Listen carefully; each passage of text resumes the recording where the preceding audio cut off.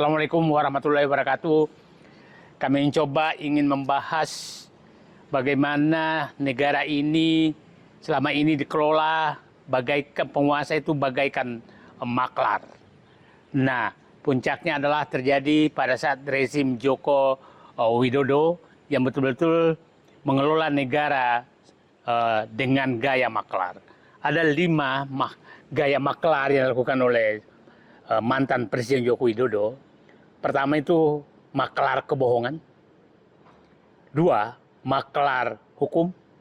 3, maklar ekonomi dan pembangunan. 4 adalah maklar politik. Dan terakhir adalah maklar konstitusi. Nah, kita lihat maklar kebohongan itu ya orang tahu semua bahwa apa yang disampaikan untuk mendapatkan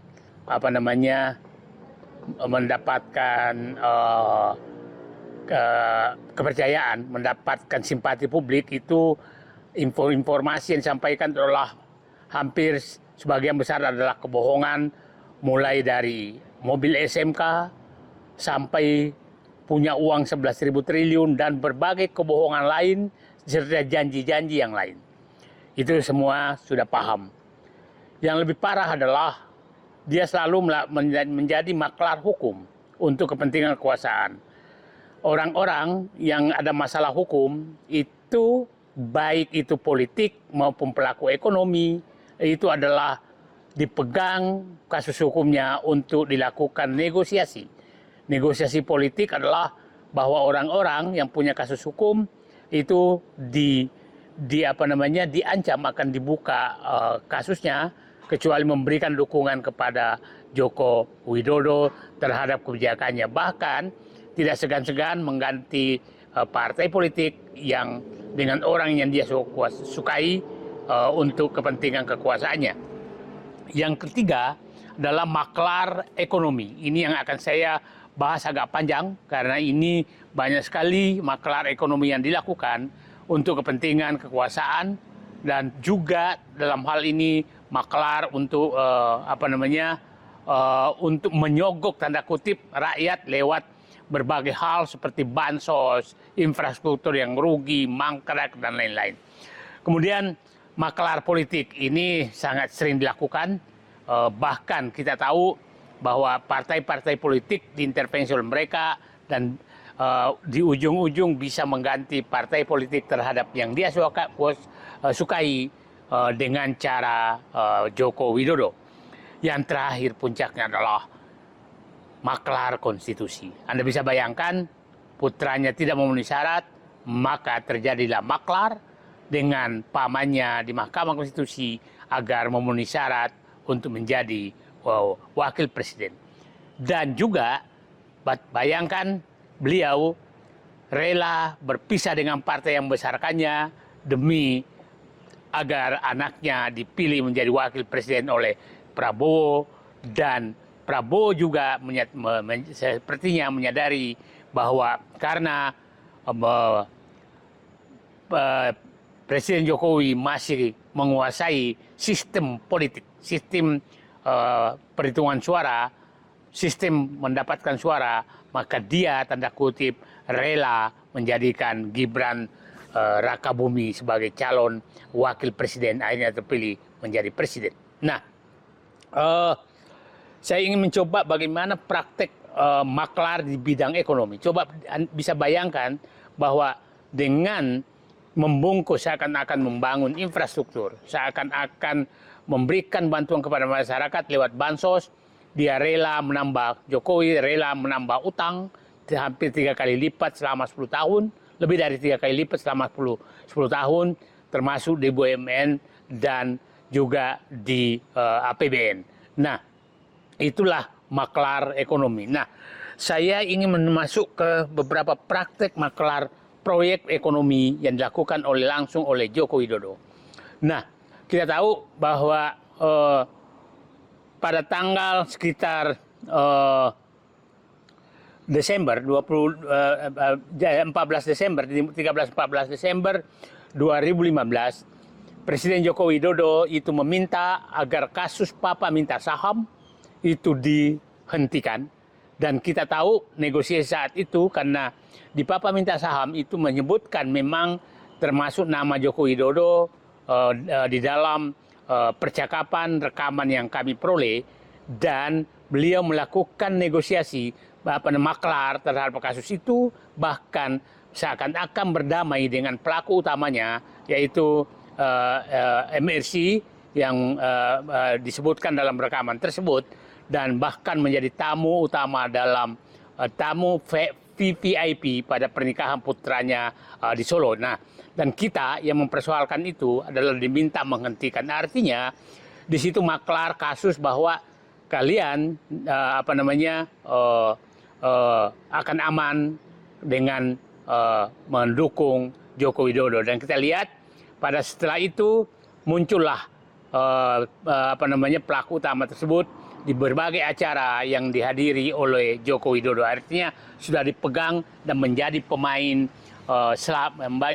kembali menjadi pemain di pengadaan migas di Indonesia, sampai kemarin terbuka pada saat sekarang sedang diusut di kejaksaan tapi hilang lagi terhadap oplosan BBM yang nilainya mendekati 1.000 triliun. Artinya itulah maklar yang terjadi dengan meminta agar dia loyal kepada Joko Widodo.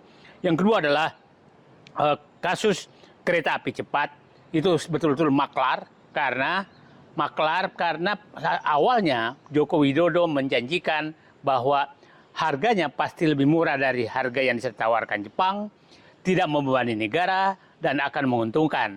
Faktanya setelah diberikan ke Cina, maka itu berubah menjadi lebih mahal dari Cina dan merugikan negara dan ditanggung oleh APBN. Nah, semua janji itu adalah maklar. Nah, kita lihat yang melawan maklar, hampir semua yang menteri yang melawan maklar proyek seperti itu dipecat. Saya ngambil contoh Sudirman Said, Jonan, Ferry Musidal Baldan, kemudian Rizal Ramli, kemudian Anies Baswedan. Itu adalah menteri-menteri yang melawan maklar. Itu diberhentikan sekitar 2016 dan diganti dengan menteri-menteri lain. Kemudian ibu kota, kasus penyerahan tambang ke Cina di berbagai tempat, baik mulai dari Sulawesi, Maluku, Kalimantan, dan Papua, serta berbagai tempat di Sumatera. Nah, penyerahan ini betul-betul adalah mafia, maklar, karena sebenarnya hampir semua hal itu adalah intinya adalah mengizinkan mereka mengambil sumber daya alam di Indonesia dengan bebas pajak dan menikmati keuntungan tersebut. Contoh kasus Morowali. Morowali itu tanggal 29 Mei 2015, Presiden Joko Widodo meminta Pak Sudirman Said untuk mendampingi beliau meresmikan pembangunan smelter di Morowali, dan Pak Sudirman Said Menteri SDM menyatakan meminta agar Presiden tidak meresmikan pabrik itu karena pabrik itu betul-betul belum memiliki izin IUP, hanya memiliki izin pembangunan smelter dari Kementerian Perindustrian. Padahal menurut aturan, smelter hanya bisa dibangun kalau ada jaminan bahwa dia punya IUP. Kementerian SDM, kebetulan saya saat itu staf khusus, belum memberikan izin tersebut. Yang kedua, terhadap AMDAL lingkungan juga belum lengkap, izin tenaga kerja asing juga belum lengkap, sehingga Pak Sudirman Said saat itu meminta agar Bapak Presiden tidak meresmikan karena nanti dijadikan sebagai bumper terhadap pelanggaran yang yang terjadi dan akan menimbulkan persoalan di kemudian hari. Faktanya memang terjadi sekarang. Sebagai gambaran kepada publik, kita menyerahkan tambang ke Cina itu betul-betul negara tidak dapat apa-apa karena kawasan industri tersebut dijadikan kawasan berikat dengan bebas memasukkan barang apapun tanpa pajak, kemudian bebas memasukkan tenaga kerja tanpa pajak, dan dibebaskan pajak pajak apapun selama beroperasi di Indonesia sampai 30 tahun, sehingga sama sekali Cina itu tidak membayar apapun di Indonesia.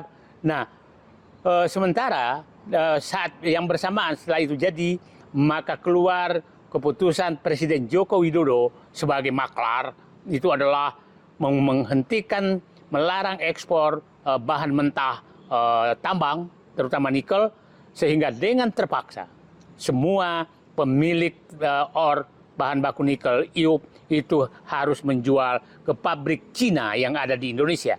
Nah, yang menariknya adalah perusahaan-perusahaan BUMN seperti aneka tambang, swasta seperti Vale, Inco, itu tidak dibebaskan pajak. Dan perhitungan royaltinya berbeda. Kalau yang dengan Cina, royaltinya dihitung pada saat bahan mentah itu masuk kawasan industri. Kalau yang swasta dengan BUMN dihitung persentase royaltinya setelah diolah, sehingga betul-betul Cina tidak membayar 1 sen pun di Indonesia dan mengeruk seluruh keuntungan yang ada di Indonesia. Dan itu bukan hanya terjadi di Morowali, tapi terjadi di Maluku, terjadi di Boksit Kalimantan Barat, Kalimantan Tengah, dan sekarang sedang berlangsung proyek di Maluku, di Ambon, Maluku Utara, dan Papua. Itu semua terjadi oleh perusahaan-perusahaan Cina yang betul-betul diberikan karpet merah oleh maklar tambang Joko Widodo. Maklar tambang, mohon maaf, sebagai rezim saat itu dia melakukan praktek maklar tambang. Nah, yang keempat adalah IKN, ibu kota negara. Ibu kota negara, kita tahu persis maklar apa yang dilakukan oleh Joko Widodo, maklar untuk mendapatkan kekuasaan. Ya, dia menyatakan saat itu bahwa ini pembangunan IKN tidak dibiayai oleh negara dan hanya 20% dibiayai oleh negara, yang kira-kira dari hampir 500 triliun, 480 triliun itu hanya 80 triliun yang dibiayai oleh APBN. Sisanya adalah swasta. Setelah masuk tim IKN ternyata dibutuhkan sekitar mendekati 2.000 triliun, bukan 500 triliun, 480 triliun seperti yang dijanjikan, dikatakan oleh Joko Widodo. Nah, coba bayangkan Joko Widodo dengan gagah berpidato bahwa sekarang oversubscribe, artinya yang ingin membeli saham, menanam modal di IKN itu sudah melebihi dari yang dibutuhkan. Pidato seperti itu, banyak sekali pidato yang menyatakan bahwa kelebihan investor akan masuk ke IKN. Faktanya tidak ada satu pun yang masuk, akhirnya dibebani oleh APBN. Dan faktanya juga bahwa justru dengan susahnya mendapat investor, dia memberikan karpet merah kepada asing masuk IKN. Anda bisa bayangkan penduduk asli yang sudah tinggal puluhan tahun di sana, itu hanya diberikan hak pakai terhadap lahan di IKN selama 10 tahun. Sementara asing yang mau masuk itu diberikan HGU dan bisa berubah menjadi hak milik selama 190 tahun. Itu asal Anda tahu, Hong Kong disewakan oleh China kepada Inggris itu hanya 100 tahun. Ini rekor 190 tahun. Tapi setelah diberikan itu juga tidak ada yang masuk. Artinya memang maklar yang gagal sebenarnya. Nah, itu seharusnya pada saat yang disuruh tuh siapa namanya yang selalu mengiklankan real estate, Feni Rose di televisi, mungkin itu lebih laku dibanding dengan Joko Widodo. Kemudian PSN, Proyek Strategis Nasional, ini jelas-jelas maklar yang dilakukan oleh Pak Joko Widodo kepada oligarki yang mendukung selama ini, mendukung mungkin dalam finansial juga ya. Nah, itulah maklar betul memberikan wilayah kepada oligarki. Coba Anda bayangkan kasus Rempang, hanya untuk membangun pabrik kaca, kemudian rakyat harus digusur oleh maklar Joko Widodo yang dilaksanakan oleh Bahlil saat itu. Alhamdulillah perlawanan rakyat Rempang melawan, akhirnya sampai sekarang tidak jadi. PIK 2, Pantai Indah Kapuk 2, yang rencananya yang diberikan PSN di akhir-akhir masa jabatan tanpa pertimbangan apapun, itu juga faktanya itu menggusur rakyat. Jadi betul-betul maklar untuk oligarki, untuk menggusur rakyat itu terjadi di PSN. PSN lain juga demikian, PSN di Surabaya, kemudian PSN kawasan-kawasan industri yang banyak sekarang itu adalah kerjaan maklar kewenangan untuk diserahkan, menyerahkan hak rakyat kepada oligarki. Kalau tadi adalah menyerahkan kekayaan alam kepada oligarki dan pengusaha dan asing. Itu dilakukan sangat masif di pemerintahan Joko Widodo. Nah, yang keenam, contoh lagi maklar adalah pembangunan Blok Masela. Blok Masela itu blok gas yang ada di Maluku, itu yang berbatasan dengan Australia. Itu awalnya sudah hampir jadi, tapi kita tidak tahu siapa yang melobi presiden agar itu dipindahkan ke pihak lain. Nah, pada saat itu udah hampir dibangun, kemudian sedang dihitung-hitung. Pada saat tersebut, Pak, itu terjadi bulan Maret 2016, itu Pak Sudirman Said diminta segera berangkat ke Kalimantan.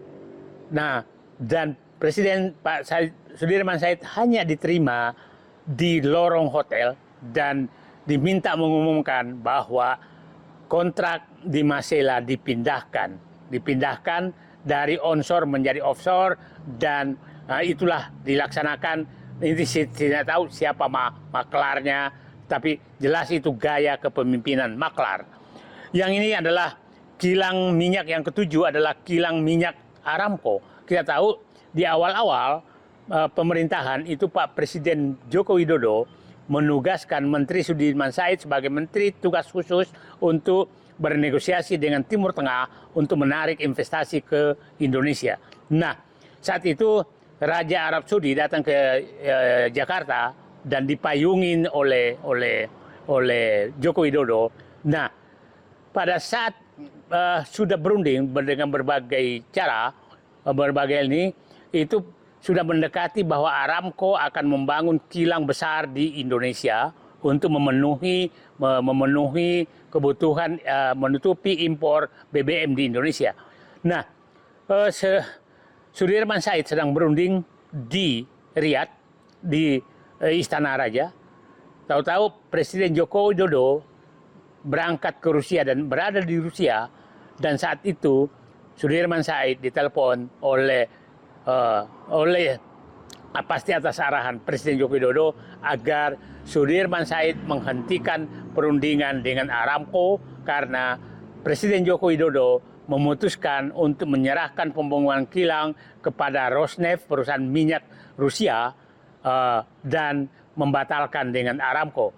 Dan akhirnya proyek yang di Rosneft itu, karena kami yakin juga nggak mungkin jalan, maka itu sampai sekarang tidak jalan. Nah, itulah gaya-gaya maklar yang dilakukan oleh Presiden Joko Widodo. Yang saya ulangi tadi, ada 5 kelompok maklar yang dilakukan, adalah maklar kebohongan, maklar hukum, maklar ekonomi, maklar politik, maklar konstitusi.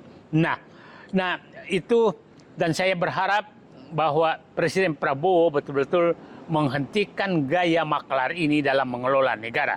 Terakhir kita lihat praktik maklar yang hampir mengguncangkan negara adalah maklar yang dilakukan oleh 2 menteri, yaitu Menteri ESDM Bahlil Lahadalia dan Menteri Dalam Negeri adalah Tito Karnavian.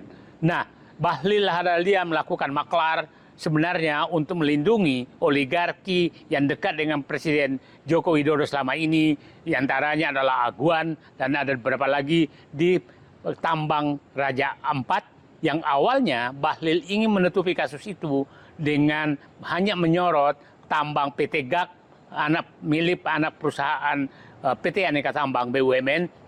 Nah, dan menyatakan bahwa tidak ada masalah di kasus pertambangan Raja Ampat untuk menutupi yang lain. Nah, Tapi kelihatannya sensitivitas Presiden Prabowo memahami bahwa ini ada sesuatu yang ditutupi, maka Presiden Prabowo mengambil sikap untuk menutup 4 tambang milik swasta yang ini milik oligarki yang dicoba dilindungi oleh Bahlil Lahadalia.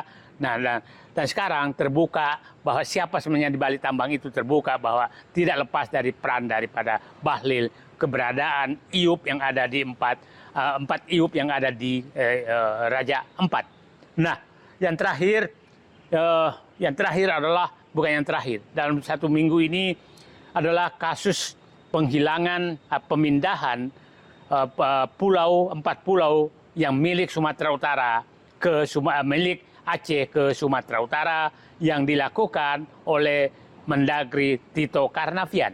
Ini Pak Tito mencoba sebenarnya, dan saya sangat menduga bahwa ini adalah pekerjaan maklar. Kenapa? Sebenarnya ini terjadi bersamaan dengan lelang blok migas yang ada di sekitar pulau tersebut oleh Kementerian SDM, BP, SKK Migas nantinya ujungnya itu untuk membagi blok itu. Pada saat blok itu mau dilelang, tahu-tahu muncullah SK Menteri Dalam Negeri untuk memindahkan pulau itu menjadi milik Sumatera Utara.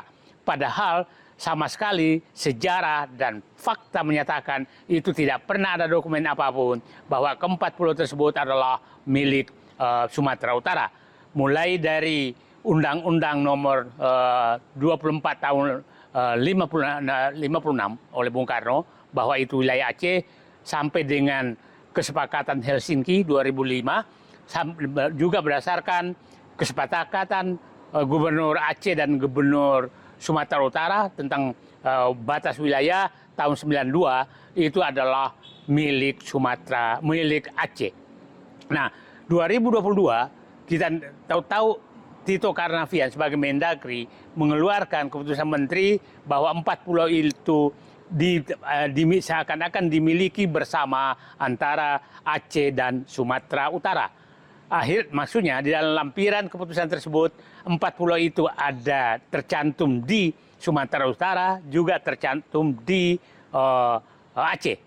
Nah, itu 2022. Nah, sementara pas 2025 tidak ada hujan, tidak ada angin, tahu-tahu yang di Sumatera Utara, yang di Aceh, ke-4 pulau itu dihilangkan dan dipindahkan ke Sumatera Utara. Nah, saya tadi mendapat informasi bahwa kedatangan Gubernur Sumatera Utara, Bobi Nasution, ke Aceh menemui Gubernur Aceh memang berunding dalam rangka pengelolaan migas. Artinya sudah dibantah bahwa ini adalah maklar bersama oligarki ingin memindahkan pulau tersebut ke Sumatera Utara agar mereka bisa mengambil sumber daya alam, gas, dan mungkin juga minyak di wilayah pulau tersebut.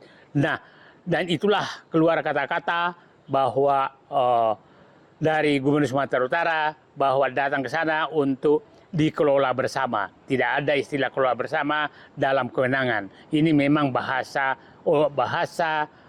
maklar bahwa dikelola bersama. Nah, jadi itulah saya pikir, saya berharap Presiden Prabowo menghentikan gaya maklar, pengelolaan negara dengan gaya maklar yang dipraktekkan oleh rezim Joko Widodo selama 10 tahun, karena gaya maklar inilah yang sebenarnya menghancurkan negeri ini ke depan. Terima kasih. Assalamualaikum warahmatullahi wabarakatuh.